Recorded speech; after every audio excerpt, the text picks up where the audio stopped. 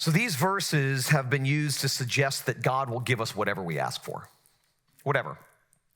They have been misinterpreted oftentimes to mean that whatever you ask God for, he'll give it to you. You just got to be persistent in your asking. The phrase name it and claim it is a phrase that maybe some of you have run into somewhere along the way.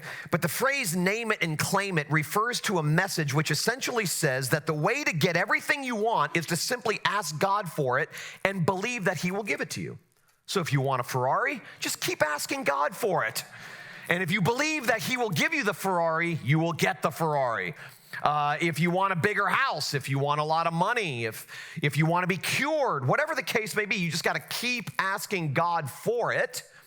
And if you believe that he will give it to you, you will get it from him. Well, people who believe that often point to these verses. They often point to these specific verses to prove that what they're saying is true, that if you name it, and if you claim it, and if you believe, if you have enough faith to believe it, then it will happen. I've run into a lot of people over the years who are terminally ill or who have a family member who is terminally ill, and they believe that if they simply pray hard enough for their family members or their own healing, that they will get better. And oftentimes they get confused when their family member or they themselves don't get better, and they think that God has failed to fulfill his promise. And then they go to these verses and say, well, what did Jesus mean if he didn't mean that? I thought he said if you just keep asking and you believe that you will get what you're asking for, then God will give it to you like a genie in a bottle. But is that really what Jesus is teaching here? Is that what he's saying? Is he a proponent of the name it, claim it message, the health, wealth, prosperity message? Well, in order for us to know what these verses mean and what they don't mean, we have to be reminded of what this entire sermon is about. I oftentimes say that in order to understand a particular passage or a particular verse, we have to look at it in its larger context. What's going on before it? What's going on after it? Because only then will we have a good idea, a good grasp of what's really going on. So in order for us to know what these verses mean, in order for us to know what these verses aren't teaching, we have to be reminded of what this whole sermon is about. And I've said each week during this series that the purpose of the Sermon on the Mount is to demolish all notions that we can save ourselves by what we do, by who we can become, by what we can accomplish, by how spiritual we are, by what others think about us, and so on and so forth. That the Sermon on the Mount is not a goal, it's not a ladder that we climb to get more of God's love and to get more of God's blessings. It's a wall that we crash into so that we'll finally cry out, I can't do it. I can't make it on my own.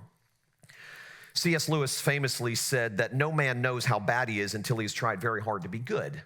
I think that's true. And I think one of the purposes of the Sermon on the Mount is to show us that no matter how hard we try, no matter how much effort we put forth, we can never reach God's requirements. We can never meet God's demands. And so the Sermon on the Mount is this merciful wall that we crash into so that we'll finally cry out, I can't do it. I can't make it on our own. It's a wall that we crash into so that we find ourselves flat on our back where the only way out is up, looking for help outside of ourselves, looking for hope outside of ourselves. This whole sermon has been about the various ways we try to make ourselves right with God, with others, with ourselves. And this sermon shows how all of our attempts to do that will ultimately fall short. So if you want to know what this entire sermon is about, Jesus' entire Sermon on the Mount is about, you can really sum it up in two phrases. God demands perfection, phrase number one, and God delivers perfection, phrase number two. One is law. God demands perfection. We see that over and over and over again in the Sermon on the Mount. In fact, Jesus sums up an entire section by saying, therefore, you must be perfect as your Father in heaven is perfect. If you want to do this on your own, if you don't want God involved, but you want to get God's love and get God's acceptance, then it's really simple. You just have to be perfect in thought, word, and deed. You have to be pure. You have to be sinless in thought, word, or deed. No spot, no blemish whatsoever on your record. And if you can attain perfection, then you will get God's love and get God's blessing. Well, that's supposed to be a wall that we crash into so that all of us, no matter how good or bad we are, we say, I can't do that. I mean, I may be able to jump farther than that guy, but I can't jump to the moon, which is what God requires. So this whole sermon has been really our way. It's been sort of an expose of the various ways we try to climb the ladder, the various ways we try to make ourselves right with God, by what we do, by what we pursue, with ourselves, with what we avoid, with other people. This entire sermon has been about the various ways we try to do that, an expose of the various ways we try to do that, and then shows us that we can't do it. So to sum it up again, God demands perfection, phrase number one. God delivers perfection, phrase number two. So it's only when we are faced with God's demand to be perfect will we be forced to see ourselves as imperfect and then be freed by the fact that Jesus was perfect for us. So this entire sermon is meant to expose our need for God, expose our need for His mercy, for His work, for His grace, for His love. Now, knowing that that's the primary point of this whole sermon, we can now sort of understand what Jesus is teaching here. Okay, if we understand what I just said to be the summary, the context of the sermon as a whole, now we can go back to these verses and go, okay, now what is He teaching? How do we understand what Jesus is saying here? He's not saying God is waiting to give you whatever you ask Him for. All you have to do is ask and believe. Okay, that's clearly not what He's saying. What He is saying is that no one who recognizes their need for God's mercy will be refused God's mercy. That's what He's saying. That no one who admits their desperation will be denied God's deliverance. No one. That the door of freedom is open wide to those who finally realize how enslaved they are, how bound they are, how incapable they are. That no one who declares their bankruptcy will be declined God's riches. That's what it's saying. That's what Jesus is saying. He's promising one thing. He's not promising that your life is going to be easy. He's not promising to give you everything you want. He's not promising to ensure that you will be financially stable the rest of your life or healthy the rest of your life or that your relationships will always be smooth and harmonious. That's not what He's saying. He's promising one thing: righteousness, rightness. The one thing that will make you right with God, with yourself, with others. See, if we insist, and I said this 2 weeks ago, but if we insist on believing that we are good and strong, then Christianity will have zero appeal to us whatsoever. I call it Christianity light. This idea that the Christian faith is really simply about a good person telling other good people how to be better people. Okay, we sort of summarize the Christian faith as a message of good advice. It's sort of a divine self-help manual, the Bible is. That if you just do what the Bible says, you'll be helping yourself along the way. But if we believe that, if we insist on believing that we're good and strong and capable, better than we are, then Christianity will have zero appeal to us, because Christianity is a message of two words: demand and deliverance, law and gospel. It exposes our need and it exposes God's provision for that need, specifically in the person of Jesus. So it's intended to do two things, and sort of the secret sauce of my preaching, the secret sauce of the method behind my madness, is that every sermon I preach essentially has 2 points. The first part of the sermon is intended to expose you and to show you your need, that I look at verses or I look at a passage from the Bible and I teach you what it says so that you'll be reacquainted with your desperation. Okay, that's one thing. Then I don't leave you there, because God doesn't leave you there. Then I come in and say, but however dire or bad or desperate your situation is, God's done something about it. And because God's done something about it, you're in forever. You live your life under a banner that reads, "It is finished," because God has done something. Because God has loved you, not because you love God, but because God has loved you. You're in forever. That's good news. That's what the gospel is called. Little sneak preview for our next sanctuary studies. Stacy and I were talking about, it'll be combined, so men and women in here beginning in a few weeks after Easter. We were talking about it the other morning, and I said, I think I want to do a 3-week little series, sort of facilitate a group conversation on simply what is the gospel? Just what is the gospel? It's a word we talk about around here. It's a word we say around here. It's a word you hear from me around here week in and week out. But what is it exactly? So in order to get the answer to that, you're going to have to come back in a few weeks. But notice the people that God gives his righteousness to. Okay? We looked at this last week. Notice the people God gives us his righteousness to. Sinful people with logs in their eyes. We looked at that last week where Jesus says, why in the world are you so fascinated, so fixated on identifying the speck in everybody else's eye when you have a log in your own eye? Well, the people that God gives his righteousness to are sinful people with logs in their eyes. Now, that's amazing because that makes him such a misfit God. All the other gods give good gifts to good people. This God gives good gifts to bad people. It makes no sense whatsoever. It's completely counterintuitive. And not only does God give, he specifically gives to those who are unrighteous and imperfect. He gives to guilty people. He gives to bad people. This is the same picture of God that we have in Romans 5, where Paul says that while we were still sinners, Jesus died for us. What's he saying there? Next week, we'll have communion. Stacy won't be here, but I have a special guest who will be serving communion with me. You have to show up to find out who that is.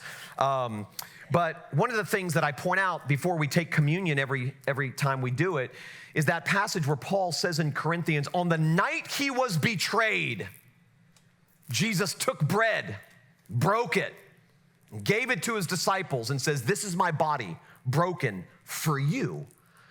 How amazing it is that Paul would describe, of all the ways he could describe that evening, it could have said on the night that Jesus had his last supper with his disciples, on the night Jesus was arrested, on the night before Jesus was crucified. He could have described that night in 1,000 ways, but he chose to say, on the night he was betrayed.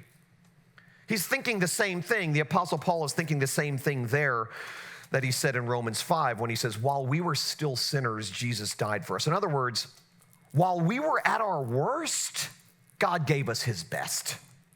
At our worst. Paul says in Romans chapter 5, verse 20, where sin is great, grace is even greater.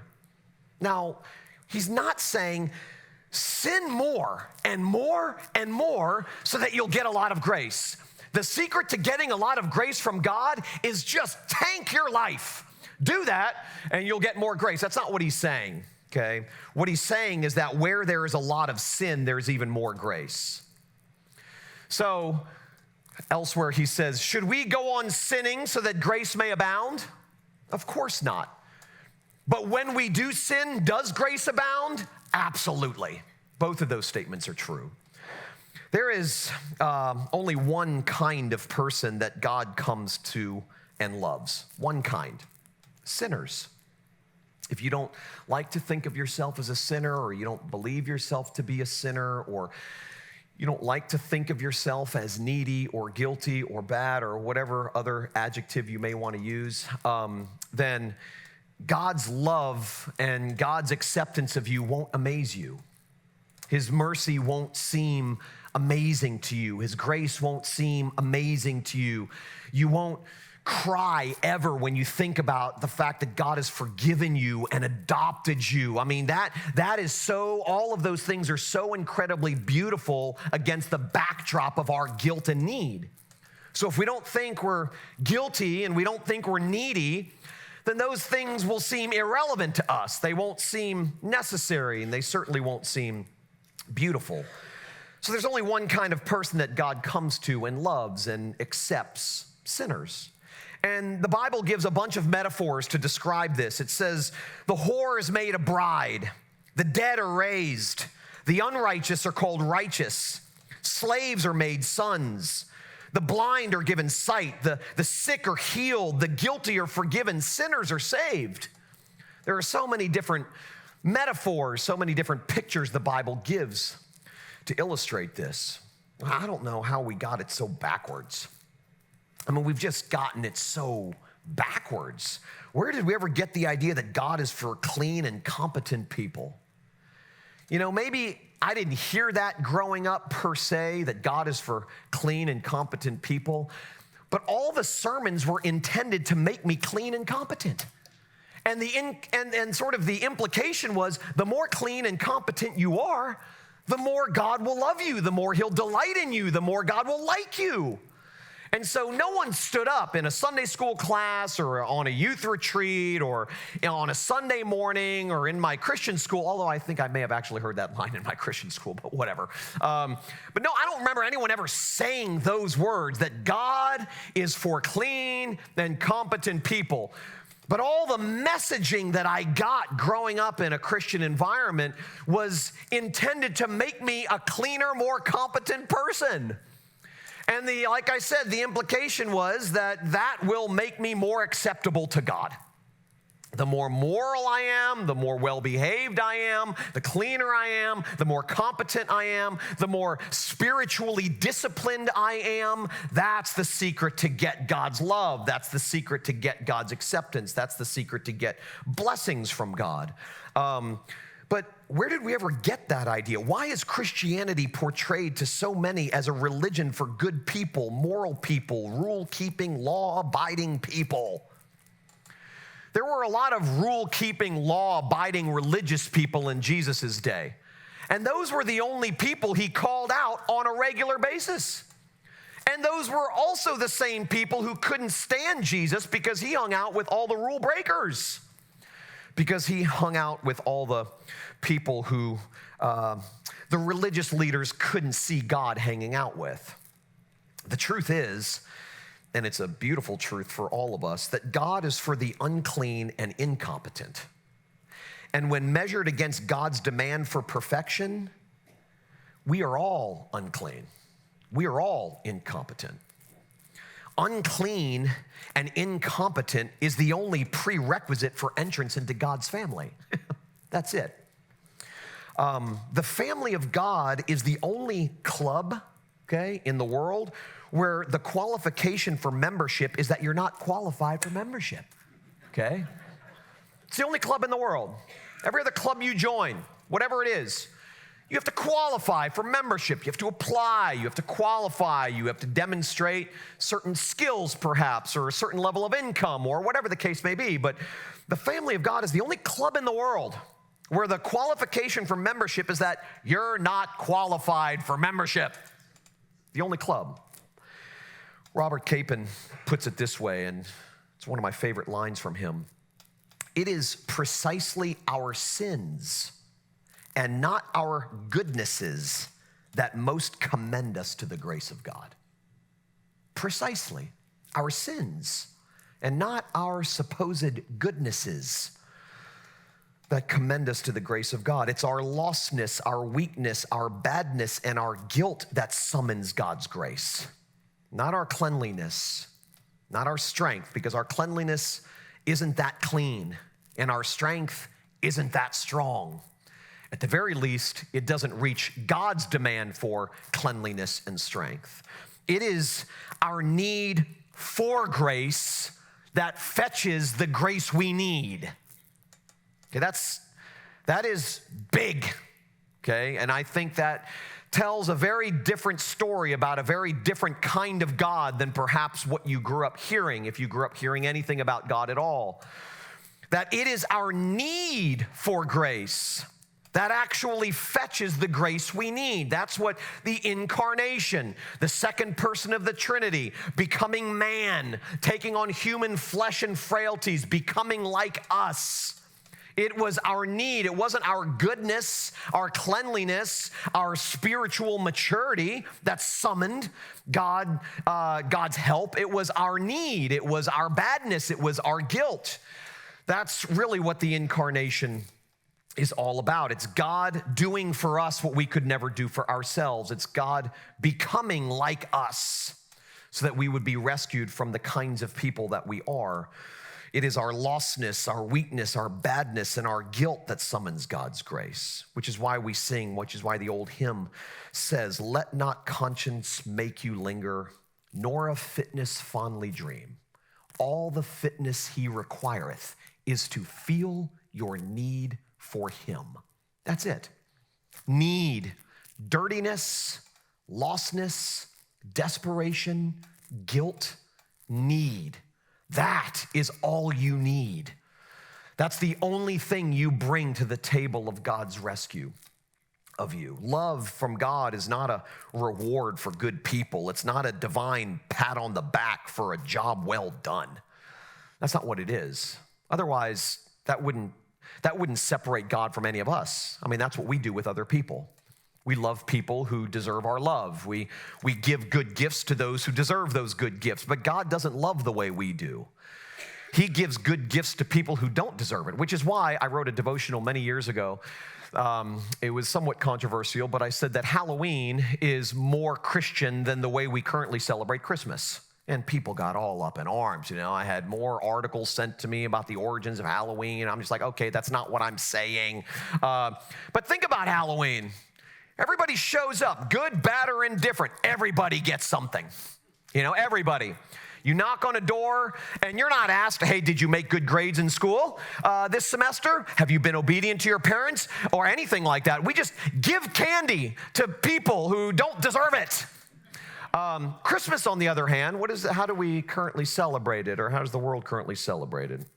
With Santa Claus, he's checking his list or going over it twice or whatever it is. I don't remember what the words are, but you get it. Santa Claus will give you coal if you've been bad, and he'll give you presents if you've been good. That's more in line with the way we operate, the way this world operates. I think God is more preferential toward Halloween, the way it's currently celebrated, more so than Christmas, the way it is currently celebrated, because it's such a picture of God giving gifts to anyone and everyone, regardless of their record. It's just for the asking. It's their need. So love from God is not a reward for good people. It's not a divine pat on the back for a job well done. Rather, love from God is a gift to guilty people. It's an undeserved embrace for those who fall short again and again and again and again. You see, the truth about us, it's not easy truth, but the truth about us is that we need God.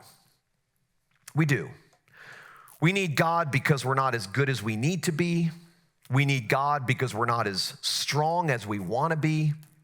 We need God because we're not as pure and selfless and unconditionally loving as we're required to be. We need God because we're not perfect as our Father in heaven is perfect. When Jesus said he came for sinners and not the righteous, remember he says at a party, he's sitting there with a bunch of religious people, and a prostitute barges through the door. She heard Jesus was in town, and she barges through the front door and begins washing his feet with her tears and anointing his feet with expensive perfume. And of course, all the religious people are aghast. They're just, they can't believe what's happening before them. And amongst each other, they're saying, if this man really knew who this woman was, he would not be allowing her to touch him like this. Clearly, he's an imposter. And Jesus responds by simply saying something to this effect.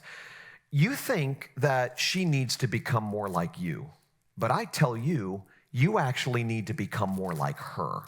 Well, of course, they didn't understand that, and they certainly didn't like it. So when Jesus said, I haven't come for the righteous, I've come for sinners, he wasn't saying that there are two kinds of people in this world. There are righteous people, good people, moral people, strong people who don't need me. And then there are weak, guilty, unrighteous, bad people who do. I've come for them, not you. You don't need me, they do. That wasn't what he was saying. What he was saying is there are two kinds of people in this world. There are bad people who know that they're bad, and there are bad people who think that they're good. There are unrighteous people who think that they're righteous, and there are unrighteous people who know that they're unrighteous. There are guilty people who know that they're guilty, and there are guilty people who think that they're innocent. I've come for the only person who can hear my voice, and that's the guilty person who knows they're guilty. The weak person who knows they're weak. It's not that the others are cast out. It's that they don't recognize their need for him, and until you do, you won't be open to what he has to offer, to what he's giving. The gift that he offers you, you will turn away because you don't think you need it.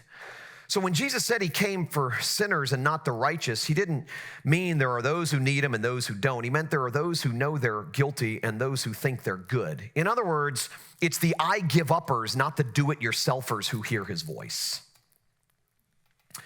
Which is why, I've shared this many times, which is why I have finally reached a point in my life where I'm okay saying that my life doesn't look like Jesus, okay? Just follow me around driving down Indiantown Road for 5 minutes. Now, I don't know how Jesus walked around. He may have walked faster than was allowed. I don't know, but my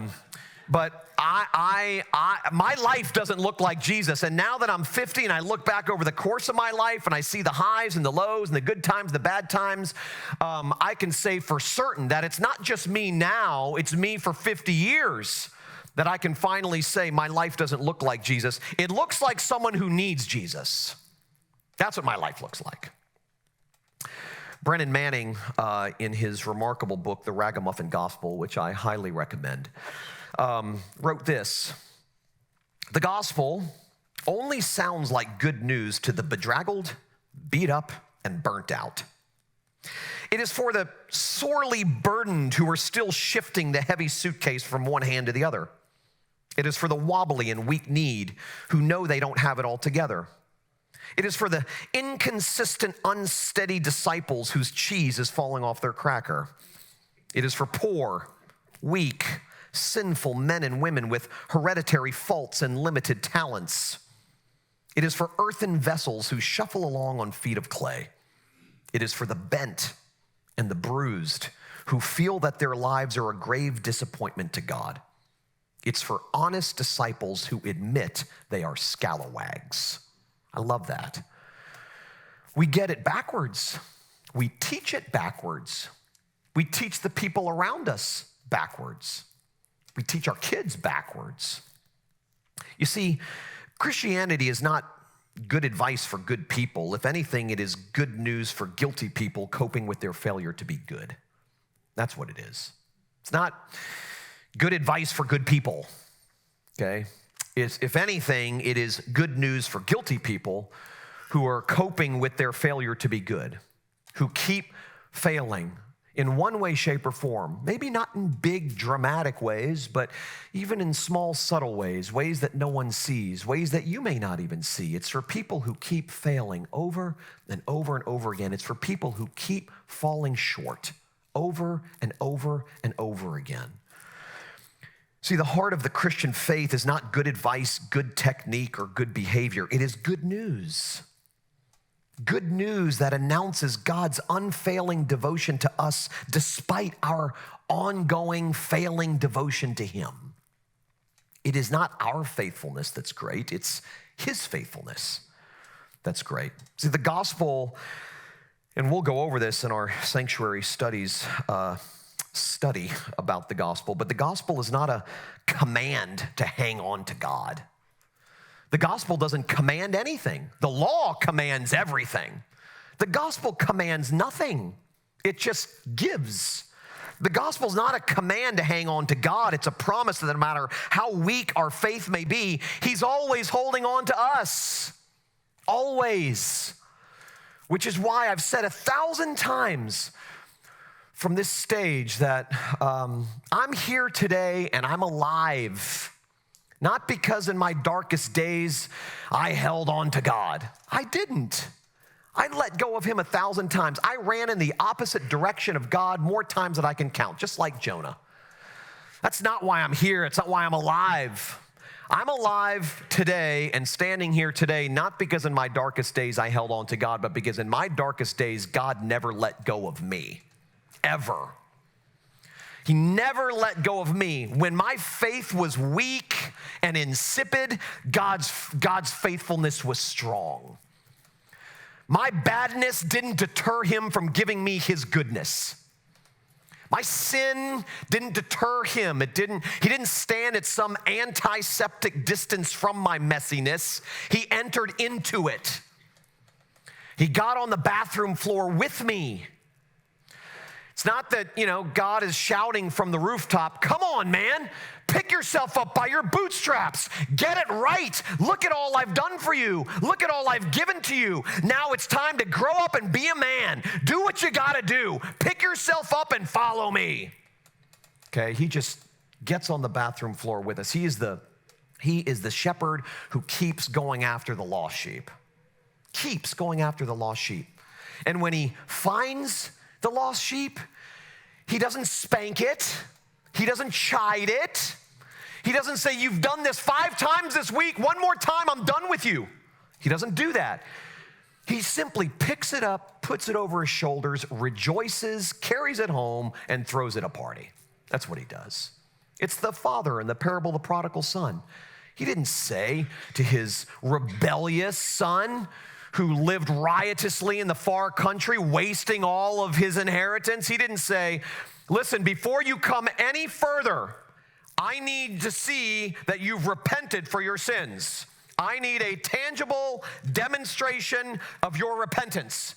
And if me and the elders can evaluate whether or not you are sincerely repentant, then and only then will I welcome you back into our home and throw you a party. Isn't that the way we treat other Christians? Isn't that the way churches treat other Christians who wander off? It's like, we won't let you back in, or we won't accept you until you can sit before the tribunal and demonstrate that you are genuinely sorry and repentant. That's not the way God operates. The father just simply runs and grabs his son, and before his son can get one word of confession out of his mouth, the father puts a ring on his finger, coat around his shoulders, and says, come on, let's not waste any more time. There's a party waiting. My lost son has come home. There was one person in that story who hated that. The older brother who kept all the rules, who did everything right, who made sure that he stayed within the lines. He just could not understand why his father would be so recklessly gracious with this son who was so badly behaved. Aren't you going to ground him? Aren't you going to maybe make him sleep outside for a month? The very first thing you do for him is throw him a party? And of course, the oldest brother's like, I've served you faithfully and well my entire life, and you've never thrown me a party. I'm the one who deserves a party, not him. Grace always provokes those who think they're better. Always. Grace always provokes. It angers, it annoys people with a high anthropology, people who think that they're good and strong and deserving of whatever God has to give. I don't know who said this, but I love it. The dance that God has invited us to is always going on. And the band playing the music of forgiveness never takes a break. Ever. Beautiful. True. This message is more important than ever, in my opinion. Not this sermon in particular, but this message is more important than ever because people are tired. Man, a lot of my friends are not Christians. I learn a lot from them, actually. People that I talk to on a regular basis, I learn a lot from them. They're searching under every rock and behind every tree for the thing that God has given me for free.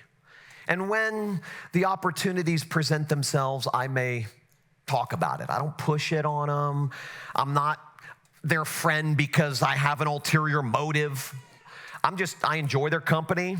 I think they enjoy mine. I see that they're living on this performance treadmill that everyone around them is encouraging them to stay on, and they're just tired.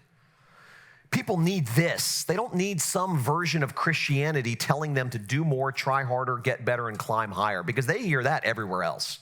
Everywhere else. Someone asked me a number of years ago in an interview, what in your opinion is countercultural preaching? Okay, preaching that is countercultural, that doesn't flow with the messaging of the world, but flows against it.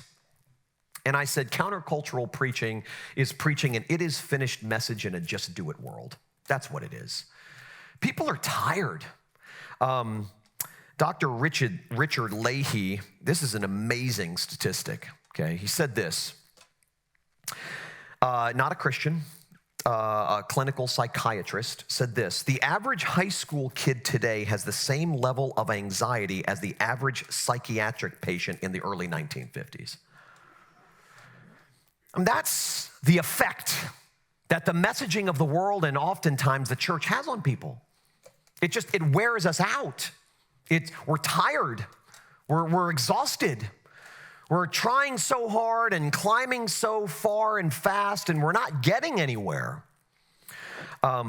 People don't need any more advice on what to do, how to get better, how to achieve more, and so on and so forth. This world is just noisy with that kind of messaging, just noisy. What people need is the quiet truth of God's simple love for them, no matter who they are, what they've done, or what they failed to do. See, what this world desperately needs is good news. The good news of God's grace, which gives hope to the hopeless and points all of us performance treadmill runners back to the relief and freedom of God's unconditional love. That's what we need. I yearn for people to be set free from their guilt and their goodness. Not just their guilt, but their supposed goodness, and to find rest in the never-changing, never-ending mercies of God. I want that to happen so bad. I want that to happen for my kids, for my grandkids, for my wife, for my friends, for my family, for myself. I long for broken people, and make no mistake about it, we are all broken people. But I long for broken people burdened by their many failures, or broken people banking on their many successes. I yearn for broken people to understand that Christianity is not for strong people who try hard, it's for weak people who finally give up. That's who it's for. Weak people who finally give up. Jesus didn't say, come to me and I'll show you how to fix yourself. Come to me and I'll show you how to fix your spouse, how to fix your friend, how to fix your mom, your dad, how to fix other people. If you come to me, I will give you the secret manual on how to fix yourself and how to fix other people. That's not what he said. He said, come to me, all you who are weary and burdened, and I will give you rest. Come to me if you're tired of hiding. Come to me if you're tired of trying to make it on your own. Come to me if you're tired of keeping up with appearances, and I will give you rest. I'll give you rest from all that stuff. Martin Luther said, and I've quoted this before, I love it. May a merciful God preserve me from a church in which everyone is good. He said, I want to be and remain in a church of the faint-hearted, the feeble, and the ailing, who feel and recognize their failures, who cry to God for comfort and help, who believe in the forgiveness of sins. I want that too.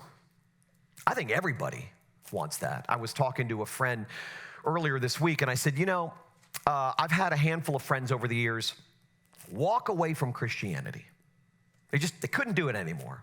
The message they got was, they got to get better. They got to clean up their act. They kept falling back into the same destructive patterns, and they just assumed that since everybody else has turned their back on them, God must have turned his back on them too. And so they bail.